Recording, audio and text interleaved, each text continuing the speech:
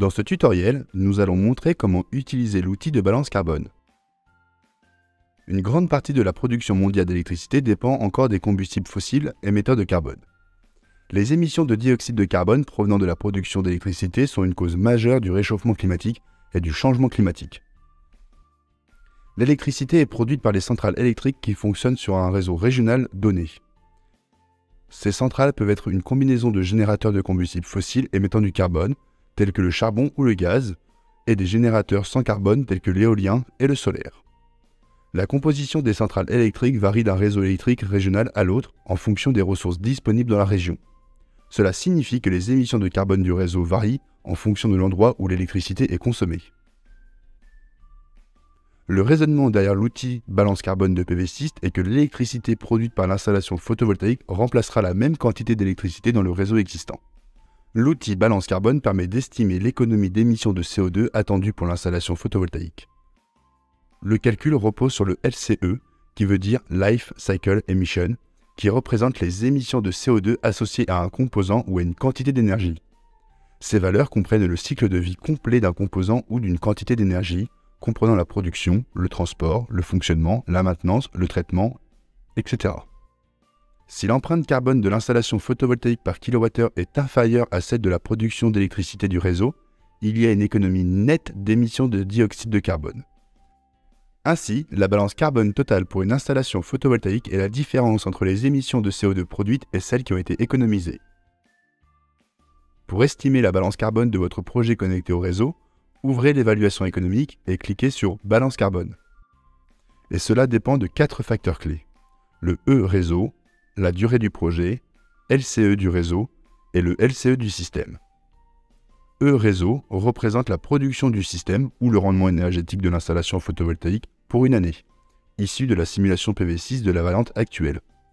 De plus, vous pouvez définir une dégradation annuelle qui est par défaut de 1% et qui représente une diminution annuelle du rendement énergétique due au vieillissement des composants photovoltaïques. La durée du projet est la durée de vie de l'installation photovoltaïque exprimée en années. Elle détermine, avec E-réseau, la quantité totale d'énergie qui sera produite par l'installation photovoltaïque.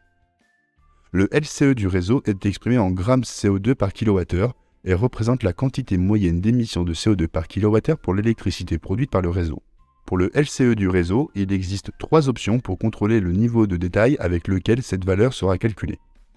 En choisissant PIAIE, une valeur prédéfinie pour le LCE du réseau sera utilisée. Cette sélection permet de choisir une valeur publiée par l'Agence internationale de l'énergie, AIE.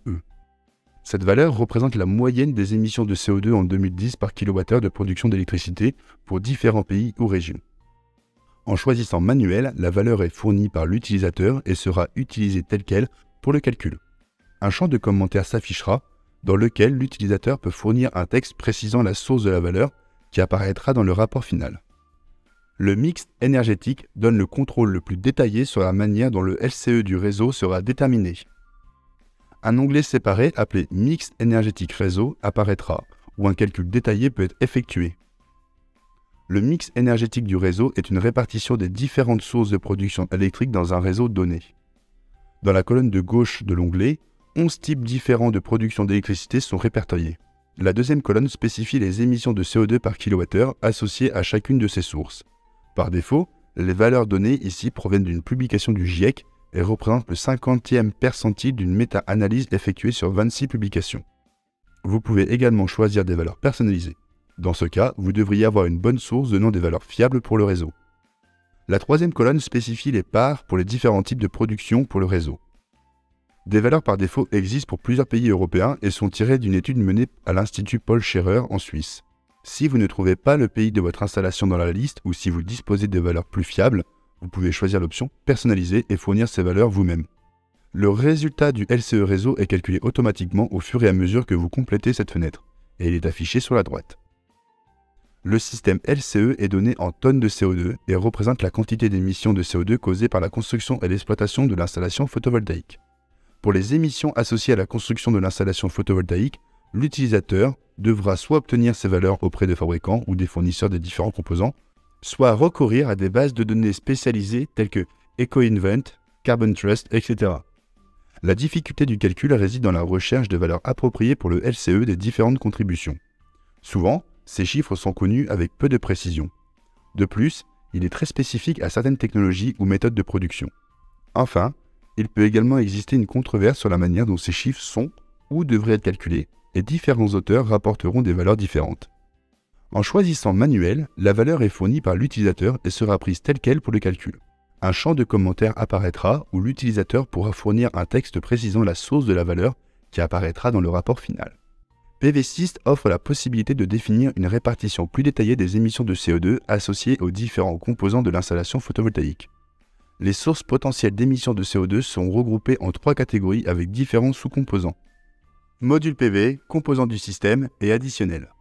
Si des chiffres fiables sur les émissions du cycle de vie d'un composant sont directement disponibles auprès d'un fabricant ou d'une autre source de données, ces valeurs devraient être utilisées de préférence.